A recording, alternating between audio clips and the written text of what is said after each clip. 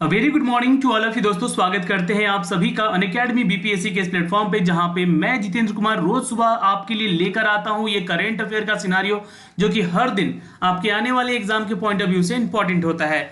दोस्तों आपको मैं बता दूं कि 66 बीपीएससी के लिए ये रोज का करंट अफेयर तो इंपॉर्टेंट है ही, इसके अलावे कुछ राष्ट्रीय घटनाक्रम और अंतरराष्ट्रीय घटनाक्रम भी क्वेश्चन आपको पढ़ने होंगे, जो कि पूरे एक साल का करंट अफेयर आपको पढ़ सकते हैं। तो वो उसके लिए अलग से वीडियोस आपके लिए तैयार किए जा रहे हैं। बहुत ही जल्द आपको वीडियो पब्लिश किए जाएंगे मेरे ही द्वारा। जी हाँ, टाइम में नोट करवा दूंगा और ये वीडियो आपके लिए बहुत ही ज्यादा इंपॉर्टेंट होंगे, इसलिए इन सभी वीडियोस के लिए आप लोग थोड़ा तैयार रहिएगा, प्रिपेयर रहिएगा। ये बहुत ही जल्द आपको वीडियो मिलने वाला है। दोस्तों चैनल पे नए हैं तो प्लीज चैनल को सब्सक्राइब कीजिए। ऐसे ही अपडेट के लिए बेल आइकन भी दबा लीजिएगा हर वीडियो के नोटिफिकेशंस के लिए। यहाँ पे आपको बीपीएससी के रिगार्डिंग तैयारी कराई जा रही है। ये एक सिनारियो मैं लेकर आ रहा हूं सुबह के 4 बजे करंट अफेयर का। तो चलिए लगाते हैं आज के इंपॉर्टेंट क्वेश्चन, जो कि आपके एग्जाम के पॉइंट ऑफ व्यू से भी इंपॉर्टेंट है। पहला क्वेश्चन बनता है यहाँ पे कि इंटरनेशनल टी डे यानी कि चाय दिवस, जी हाँ अंतरराष्ट्रीय चाय दिवस, चाय के स्वास्थ्य लाभों पर लोगों की जागरूकता पैदा करने के लिए हर वर्ष किस तारीख को मनाया जाता है। तो चलिए, सुबह हो चुकी है, सभी को चाय की जरूरत पड़ती होगी। यहां भी आपके लिए चाय लेकर आए हैं चाय दिवस के रूप में। जल्दी से आंसर कीजिएगा। बिल्कुल आंसर कीजिएगा सी, 21 मई को हर साल अंतरराष्ट्रीय चाय दिवस मनाया जाता है। लेकिन इससे पहले इसका इतिहास कुछ और कहता है, उसके बारे में बताएंगे। लेकिन कुछ मुख्य बिंदु यहां से जुड़े हुए हैं आपके एग्जाम के पॉइंट से, इसको नोट कर सकते हैं। दोस्तों इसके बारे में थोड़ा सा डिस्कशन करूंगा, पहले टी डेज के बारे में डिस्कशन कर लेते हैं। ये ऑब्जर्व किया गया है दोस्तों, जी हाँ, दिन को मुख्य रूप से चाय की बढ़ती खपत को लेकर इसको देखा गया। चाय औषधि का भी महत्व है यहाँ पे, इसलिए इसको लोगों में स्वास्थ्य के लाभ की क्षमता के अनुरूप करने के लिए इसे हम लोग चाय दिवस मनाते हैं। लेकिन इसका पहले से इतिहास है कि ये 15 दिसंबर को, नोट कर सकते हैं आप लोग, 15 दिसंबर को चाय उत्पादकों देशों जैसे कि Bangladesh, Sri Lanka, Nepal, Vietnam, Indonesia, Kenya, Malawi, Malaysia, Uganda और भारत और तंजानिया, ये सारे क्या है, चाय के उत्पादक देश हैं। तो इन देशों ने एक अपना जो दिवस मनाने का, अंतर्राष्ट्रीय दिवस मनाने का डेट रखा था, वो 15 दिसंबर था। लेकिन संयुक्त राष्ट्र ने 21 मई को, जी हाँ 21 मई को अंतर्राष्ट्रीय चाय दिवस के रूप में घोषणा किया है। और ये चाय उत्पादन का मौसम जो है दोस्तों मई में सबसे अधिक होता है, इसलिए चाय उत्पादक देशों में शुरुआत यहाँ पे दोस्तों 21 मई रखा गया है अब इंटरनेशनली। जी हाँ 21 मई डेट याद रखिएगा। और लेकिन पहले जितने भी हमारे देश हैं, ये जहाँ पे चाय उत्पादक देश हैं, मैंने नाम ले लिया है, इन सब का नाम थोड़ा ध्यान रखिएगा आप लोग। ये लोग 15 दिसंबर को चाय उत्पादक देशों के मनाया जाता था, ठीक है। लेकिन ये जो संयुक्त राष्ट्र ने ये सारा अपडेट दिया है, तो संयुक्त राष्ट्र के बारे में थोड़ा सा अपडेट आप भी रख सकते हैं। जी हाँ, इसका हेडक्वार्टर होता है दोस्तों न्यूयॉर्क में, जो कि यूनाइटेड स्टेट ऑफ अमेरिका होता है। इसको फाउंड किया गया था दोस्तों यूएन को, ठीक है, यूनाइटेड स्टेट को 24 अक्टूबर सन 1945 को। ये जीके का क्वेश्चन बन सकता है आपके एग्जाम के पॉइंट ऑफ व्यू से। जी हाँ, इसका जो सैन फ्रांसिस्को है शहर, वहां पे ये स्थित है, कैलिफोर्निया, यूनाइटेड स्टेट में। जी हाँ, यूएन में जो ऑफिशियल लैंग्वेजेस बोली जाती हैं वो अरबिक है, चाइनीज है, इंग्लिश है, फ्रेंच है और रशियन है, स्पेनिश है। ये मैं आपको पहले ही बता चुका हूँ। और यहाँ पे यूएन के जो सेक्रेटरी जनरल हैं वो हैं एंटोनियो गुटेरेस। नोट कर लीजिएगा, ये स्टार मार्क भी लगा सकते हैं। इनफैक्ट जो छात्र यहाँ बैंकिंग एसएससी की तैयारी कर रहे हैं उनके लिए भी ये वीडियो बहुत इंपॉर्टेंट होता है, तो पूरा वीडियो जरूर देखिएगा। चलिए नेक्स्ट क्वेश्चन पे चलते हैं। राष्ट्रपति रामनाथ कोविंद ने वीडियो कॉन्फ्रेंस के माध्यम से देशों के राजदूतों और उच्चायुक्तों के साख स्वीकार की है। तो हमारे देश के प्रेसिडेंट हैं रामनाथ कोविंद, जिन्होंने एक्सेप्ट किया है यह credential from the ambassador and the high commissioner of how many countries through the video conference. कितने देशों के साथ इन्होंने वीडियो कॉन्फ्रेंस के जरिए, जी हाँ, अपनी वार्ता की है, चर्चा की है। तो ये अपडेट आज का है दोस्तों, नोट कर सकते हैं, है ना। तो आंसर कीजिएगा टोटल 7 कंट्रीज के साथ। जी हाँ दोस्तों, 7 देशों के साथ। मैं अब इन 7 देशों का नाम आपको बताऊंगा। यहाँ पे ये देखिए, पहला है दोस्तों उत्तर कोरिया, जो कि उसके राजदूत हैं चोई हुई सोल। नोट कर लीजिएगा, चोई हुई सोल, चोल जो है यहाँ के राजदूत हैं, एम्बेसडर हैं उत्तर कोरिया के। लेकिन उत्तर कोरिया का राष्ट्रपति कौन है ये आप सभी को पता होना चाहिए। किम जोंग उन इनका नाम है, जी हाँ, जो कि बहुत ही फेमस है, अभी ट्रेंडिंग में है ये। जी इनका नाम जरूर आपको पता होना चाहिए। और दोस्तों एक चीज और अपडेट कर लीजिएगा, इसका कैपिटल उत्तर कोरिया का है दोस्तों, प्योंगयांग। नोट कर सकते हैं प्योंगयांग, जो कि कैपिटल होती है। ये थोड़ा जो एग्जाम के पॉइंट ऑफ व्यू से मुख्य बिंदु है वो मैं आपको नोट कराता जाऊंगा। दूसरे देश है दोस्तों यहाँ पे सेनेगल। सेनेगल के राजदूत अब्दुल वहार हैदर भी शामिल थे इस वीडियो कॉन्फ्रेंसिंग में हमारे राष्ट्रपति के साथ। और सेनेगल का जो कैपिटल है दोस्तों वो है डकार। नोट कर सकते हैं आप लोग यहाँ पे। तीसरा देश था दोस्तों यहाँ पे त्रिनाद। नोट कर सकते हैं यहाँ पे त्रिनादाद और टोबैगो। नोट कर सकते हैं। इसके उच्चायुक्त यहाँ पे थे, यानी कि हाई कमिश्नर शामिल थे इस वीडियो कॉन्फ्रेंसिंग में, और जिनका नाम है दोस्तों रोजर गोपाल। नोट कर सकते हैं यहाँ पे। और ये कैपिटल होती है दोस्तों त्रिनादाद की। जी हाँ, नोट कर सकते हैं यहाँ पे पोर्ट ऑफ स्पेन। ओके। और दोस्तों मॉरिशस के उच्चायुक्त भी यहाँ पे शामिल थे, सेंटी बाई हनुमान जी। इनका नाम है सेंटी बाई हनुमान जी। नोट कर सकते हैं। ये कैपिटल है मॉरिशस का दोस्तों पोर्ट लुइस, और करेंसी है यहाँ की जी हाँ मॉरिशियन रुपीस। ओके। और पांचवें कंट्री थी दोस्तों यहाँ पे ऑस्ट्रेलिया, जिसके उच्चायुक्त यानी कि हाई कमिश्नर शामिल थे बैरी रॉबर्ट ओफ्रेल। ओके। और यहाँ की कैपिटल है दोस्तों कैनबेरा। छठा देश था एम्बेसडर, जी हाँ यहाँ के शामिल हुए थे एम.एन. डेयरी। नोट कर सकते हैं। इनका जो है कोट डिवलारो जो कंट्री है यहाँ से ये बिलोंग करते हैं, और ये शामिल थे इस वीडियो कॉन्फ्रेंसिंग में। जी हाँ दोस्तों, कैपिटल अगर इसका पता हो तो आप नोट कर सकते हैं यहाँ पे यामोसुकरो। जी हाँ, एक अफ्रीकन कंट्री है ये, ठीक है, वेस्ट अफ्रीकन कंट्री है, ठीक है। और अगला है दोस्तों रवांडा। रवांडा के उच्चायुक्त भी यहाँ पे शामिल थे जैकलिन मुकांगिर। नोट कर सकते हैं। यहाँ का कैपिटल होता है दोस्तों किंगाली, और करेंसी है दोस्तों रवांडा फ्रांस। नोट कर लीजिएगा। ये सारे तथ्य इंपॉर्टेंट होते हैं आपके एग्जाम के पॉइंट से, ठीक है। तो ये पीडीएफ आपको मिल जाएगा, इसके लिए नोट करने की भी जरूरत नहीं है, आपको पीडीएफ शेयर कर दिया जाता है। नीचे डिस्क्रिप्शन में लिंक दिया हुआ है, वहां से जाके आप इसका पीडीएफ भी डाउनलोड कर सकते हैं। चलिए नेक्स्ट क्वेश्चन देखते हैं। यहाँ पे क्वेश्चन नंबर 3 कि नवीन और नवीनीकरणीय ऊर्जा मंत्रालय ने देश के किस प्रसिद्ध मंदिर सोलराइजेशन के लिए एक योजना शुरू की है। ये क्वेश्चन अच्छा है। यहाँ से नवीन और नवीकरणीय ऊर्जा मंत्रालय के मंत्री कौन है ये बता दीजिए आप लोग पहले। The minister of new renewable energy has launch the scheme of solarisation of which famous temple. किस टेम्पल के लिए ये लॉन्च किया गया है दोस्तों। तो ये आपको मैं बता देना चाहता हूँ। यहाँ पे आंसर होगा सी, कोणार्क सूर्य मंदिर, जो कि कहाँ पर स्थित है दोस्तों। कोणार्क सूर्य मंदिर बहुत जीके में आप लोग पढ़े होंगे इसके बारे में। जी हाँ, अगर आप तैयारी कर रहे हैं बीपीएससी के तो आपको पता होना चाहिए। नीचे कमेंट बॉक्स में कमेंट कीजिएगा।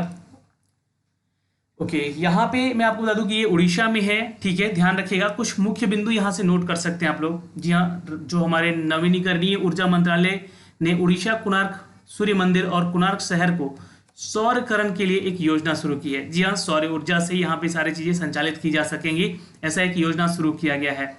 दूसरा बता दूं कि यहाँ पे इस परियोजना का कार्यान्वयन जो है उड़ीसा अक्षय ऊर्जा विकास एजेंसी OREDA, नोट कर सकते हैं, किस द्वारा किया जाएगा। ORDEA, ठीक है, के द्वारा ये एजेंसी के द्वारा सक्षम किया जाएगा, कार्यान्वित किया जाएगा। कुछ मुख्य बिंदु है यहाँ पे दोस्तों। कैपिटल है यहाँ का भुवनेश्वर, ये नोट कर सकते हैं, क्वेश्चन पूछता है अक्सर एग्जाम में। गवर्नर है यहाँ के गणेशी लाल, और चीफ मिनिस्टर है नवीन पटनायक। बीजू जनता दल से ये बिलोंग करते हैं। और पॉपुलेशन है उड़ीसा की टोटल 4,06,00,000, ये 2018 के अपडेट तक दी गई है। ये मंदिर का निर्माण दोस्तों, ये सूर्य मंदिर में, यहाँ पे कोणार्क मंदिर में नवीन और नवीनीकरणीय ऊर्जा मंत्रालय के द्वारा उड़ीसा में कोणार्क सूर्य मंदिर और कोणार्क शहर के सौरीकरण का एक योजना शुरुआत किया गया है। इसका आंसर होगा, नोट कर लेंगे। चलिए नेक्स्ट क्वेश्चन देख चलते हैं। यहाँ पे क्वेश्चन नंबर 4 पे, ग्रामीण आजीविका मिशन ने किस राज्य में ग्रामीण महिलाओं की सुरक्षित डिलीवरी के लिए दीदी वाहन सेवा शुरू की है। तो ये एक योजना है, एक सेवा है, एक सर्विस है। In which state has the rural livelihood mission began the didi vehicle services for the safe delivery of rural women. चलिए आंसर कीजिएगा दोस्तों जल्दी से। बिल्कुल, जिनका उत्तर आ रहा है दोस्तों यहाँ पे सी, Madhya Pradesh is the right answer. दोस्तों यहाँ पे अगर वेस्ट बंगाल ऑप्शन रहता तो शायद आप लोग वेस्ट बंगाल आंसर करके आते, लेकिन यहाँ पे ध्यान रखिएगा मध्य प्रदेश सरकार ने ये एक शुरुआत की है योजना, जिसमें कि उन सभी महिलाओं के, ग्रामीण क्षेत्र की महिलाओं को सुरक्षित डिलीवरी देने के लिए ये सेवा शुरू की गई है। दीदी वाहन सेवा की शुरुआत की गई है। यहाँ से कुछ इंपॉर्टेंट तथ्य हैं दोस्तों जो कि मैं आपको बताना चाहता हूँ कि ये आजीविका मिशन जो लाइवलीहुड है मिशन है, इसमें महिलाओं ने, झाबुआ एक डिस्ट्रिक्ट है दोस्तों मध्य प्रदेश का, के पेटलवाद विकास खंड की 10 ग्राम पंचायतों के 29 गांव में यह सेवा शुरू हो चुकी है। तो ये एक अच्छी शुरुआत है। झाबुआ एक डिस्ट्रिक्ट है मध्य प्रदेश का। और कोविड-19 के प्रकोप के समय जब शहरों में मुफ्त में ही वाहन उपलब्ध नहीं है, तो दीदी वाहन सेवा आदिवासी क्षेत्रों में गर्भवती महिला जो है उनको, ग्रामीण महिलाओं के लिए एक जीवन रेखा साबित हो रही है ये सेवा। ठीक है, तो यहाँ पे इंपॉर्टेंट तथ्य बनता है, ये सारे पॉइंट आपके लिए एग्जाम के पॉइंट ऑफ व्यू से। कुछ इंपॉर्टेंट बिंदु यहाँ पे नोट कर सकते हैं, जो भी छात्र यहाँ पे हैं, तैयारी कर रहे हैं बीपीएससी के प्रीलिम्स के। कैपिटल पूछ सकता है दोस्तों, यहाँ पे भोपाल है इसका।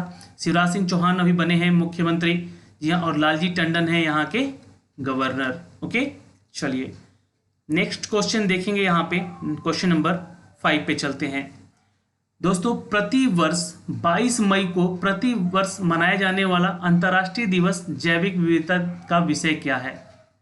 तो what is the theme of the international day for the biological diversity observe annually on the May 22 every year?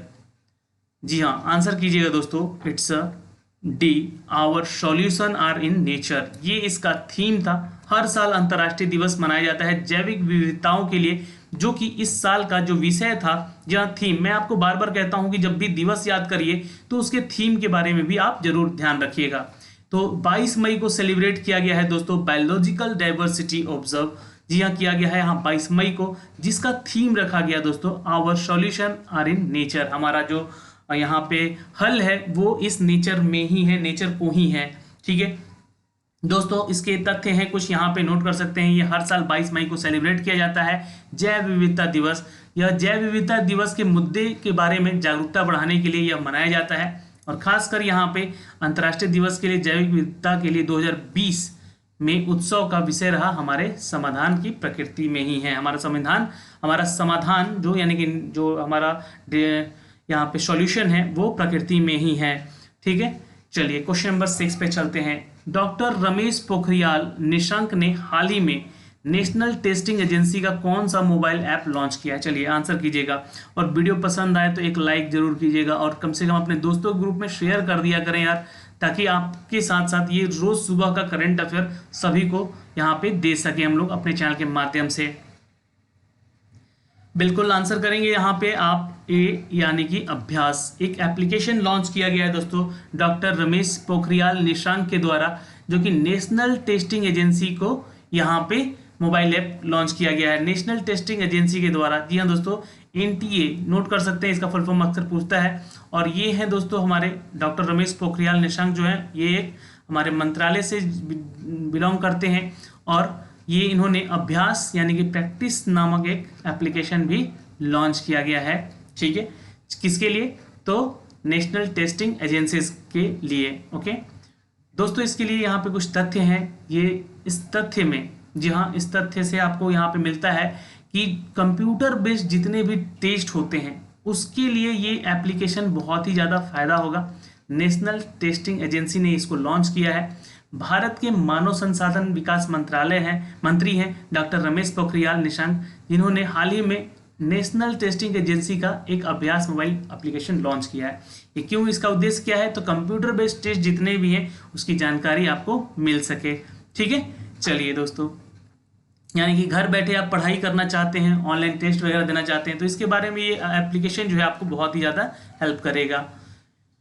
Next question है दोस्तों, यहाँ पे क्वेश्चन नंबर 7 पे चलते हैं। किस राज्य ने अम्फान चक्रवात द्वारा किए गए नुकसान के कारण पुनर्स्थापना के कार्य के लिए करीब 1000 करोड़ रुपए की घोषणा की है? तो ये कौन सा राज्य है जहाँ पे अभी अम्फान जो है, अभी एक चक्रवात आया हुआ था जहाँ पे नुकसान काफ़ी ज़्यादा हुए हैं? तो हमारा जो राज्य है दोस्तों यहाँ पे वेस्ट बंगाल। जी हाँ, जहाँ पे सबसे ज़्यादा क्षति हुई है इस अम्फान चक्रवात को लेकर। जी हाँ दोस्तों, जिसके लिए करीब 1000 करोड़ रुपए की घोषणा की गई है राज्य सरकार के द्वारा। जी हाँ, ममता बनर्जी की सरकार है यहाँ पे, जी हाँ, याद रखिएगा। और यहाँ पे आज नरेंद्र मोदी जी जो हैं आज विजिट पे भी गए थे, ठीक है, जिसके चलते यहाँ पे उन्होंने भी केंद्र सरकार के जरिए एक अनाउंसमेंट किया है। इसके बारे में भी आपको बताऊंगा आगे अभी मैं। लेकिन वो पैसा डायरेक्ट आपके खातों में पहुंच सके, यानी कि जो लोग पीड़ित हैं उनके खातों में पहुंच सके, ऐसा उन्होंने प्रावधान किया है कि जल्द से जल्द लोगों तक पैसा पहुंचे ताकि वो अपने सुधार कर सके। ठीक है दोस्तों, तो यहाँ पे आंसर होगा ए, वेस्ट बंगाल। दोस्तों यहाँ पे वेस्ट बंगाल से रिलेटेड चीजें हैं तो थोड़ा ध्यान रखिएगा। गवर्नर है जगदीप धनखड़ यहाँ के, पॉपुलेशन है करीब 9 करोड़ की, और लिटरेसी यहाँ पे करीब 77.8% की है। सेक्स रेशियो की बात करें तो 950/100,000 है, ठीक है, जहाँ पे 950 गर्ल हैं और 1000 मेल मेंबर हैं, और इसकी कैपिटल सिटी कोलकाता होती है। ये पॉइंट नोट कर सकते हैं, इतना आप लोग यहाँ से एग्जाम में क्वेश्चन बन सकता है। लेकिन इसके बारे में थोड़ा तथ्य आप लोग नोट कर लीजिएगा, जो कि आज प्राइम मिनिस्टर हमारे नरेंद्र मोदी जी भी गए थे यहाँ पे विजिट पे, और बंगाल, उड़ीसा और कुछ ऐसे तटवर्ती क्षेत्रों का इन्होंने दौरा किया हवाई जहाज से। और इसमें वेस्ट बंगाल जब गए तो इन्होंने अनाउंसमेंट किया, एश्योर किया कि वेस्ट बंगाल में उन सभी पीड़ितों को ये जो पीएमओ की तरफ से फंड दिया जाएगा, रिलीफ मनी दी जाएगी, ये उनके अकाउंट में डायरेक्टली क्रेडिट हो जाएगी। जी हाँ, जो भी बेनिफिशियरी होगा उसको ये मिल सकेगा। और ये अनाउंसमेंट यहाँ पे जो बीजेपी के वेस्ट बंगाल के चीफ हैं दिलीप घोष, उन्होंने भी उनके आने के बाद यहाँ पे अनाउंसमेंट किया है। तो credit directly go their account as there are chance of the irregularities PTI. जी हाँ, जो भी लोग यहाँ पे ग्रसित हैं उनको ये सारे जो पैसे हैं उनको डायरेक्ट खातों में जा सकेगा। तो देखते हैं कितने पैसे आ पाते हैं यहाँ पे सरकार के द्वारा जो वादे किए गए हैं इस बार, ठीक है। बाकी राज्य सरकार ने करीब 1000 करोड़ का पैकेज का वो अनाउंसमेंट कर दिया है, ठीक है, याद रखिएगा। नेक्स्ट क्वेश्चन है दोस्तों यहाँ पे कि यूनिसेफ के साथ किस दूरसंचार कंपनी ने छात्रों के लिए ई लर्निंग समर्थन की भागीदारी की है। ये भी क्वेश्चन इंपॉर्टेंट है, आंसर सोच समझ के दीजिएगा। Which telecom company with UNICEF has partnered e learning support to the student. Answer कीजिएगा ए, भारती एयरटेल। नोट कर सकते हैं दोस्तों।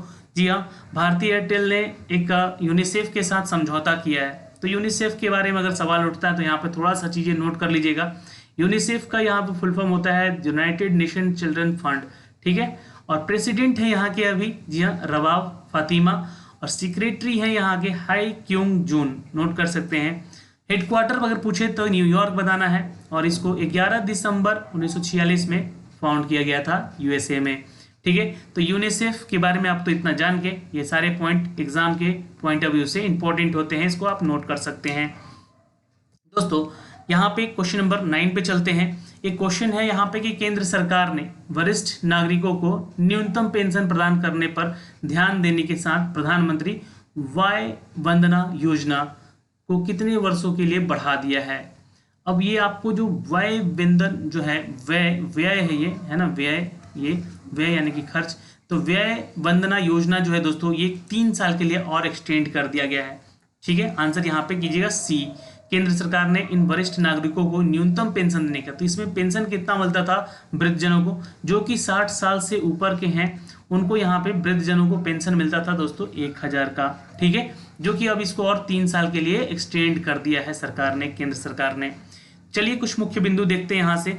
जी हाँ, केंद्रीय मंत्रिमंडल वरिष्ठ नागरिकों के लिए सामाजिक सुधार सुरक्षा योजना, जो कि प्रधानमंत्री व्यय वंदना योजना है, जो कि 2023 तक अब चलेगा, 3 साल के लिए इसको एक्सटेंड किया गया है। अच्छा, जीवन बीमा इसमें शामिल था इस योजना में, ठीक है। तो जीवन बीमा यानी कि LIC के माध्यम से लागू की गई थी PMVVY योजना, जो कि ये प्रधानमंत्री व्यय वरिष्ठ योजना है नागरिकों के लिए, जिसको उद्देश्य था कि 60 साल से अधिक जो व्यक्ति हैं उनके खरीद मूल्य सदस्यता की राशि को सुनिश्चित करके रिटर्न के आधार पर एक सुनिश्चित न्यूनतम पेंशन दिया जाए, जो कि 1000 उनको दिया जाता था, ठीक है। तो इसको 3 साल के लिए और एक्सटेंड किया गया है दोस्तों।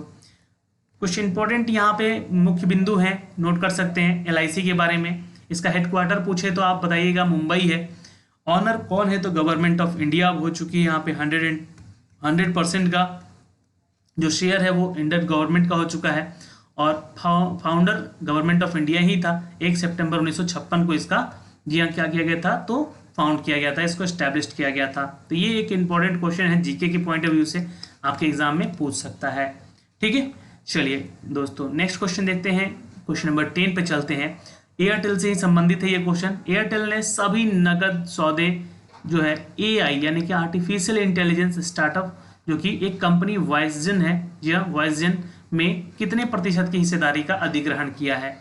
तो यहाँ पे क्वेश्चन है Airtel has acquired how percent stake in AI artificial intelligence startup for the Vicezen in the all cash deal. बिल्कुल याद रखिएगा, आंसर होगा यहाँ पे C 10% का। यहाँ पे क्या किया इन्होंने, तो हिस्सेदारी में अधिग्रहण किया है। जी हाँ दोस्तों, 10% is the right answer. Question important है, यहाँ से थोड़ा सा एयरटेल से रिलेटेड क्वेश्चन एग्जाम में पूछ सकता है आपसे। तो देखिए CEO है गोपाल वित्तल जी, जो कि यहाँ के CEO हैं एयरटेल कंपनी के, भारतीय एयरटेल के।